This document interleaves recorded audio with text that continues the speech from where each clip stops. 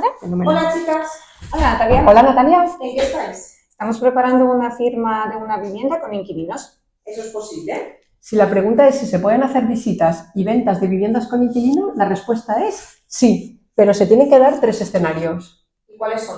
Primero, que el inquilino quiera agotar el contrato en plazos y en condiciones. Y por lo tanto, este tipo de ventas va destinado a inversores o a clientes que no tengan prisa en adquirir la vivienda. 2, que se llegue a un acuerdo entre las partes en la finalización del contrato. Y 3, el derecho preferente del inquilino a ejercitar el tanteo y retracto y poder adquirir la vivienda en las mismas condiciones que otros clientes.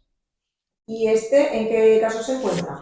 Es segundo caso. Tenemos acuerdo entre propietarios e inquilinos que se van al final del mes y vamos a la notaría día 2, creo, al principio de agosto. 2 de agosto. Pues nada chicas, os dejo. Venga, A trabajar. te doy lo que necesitas. Sí. El contrato, Muy las bien. pedido.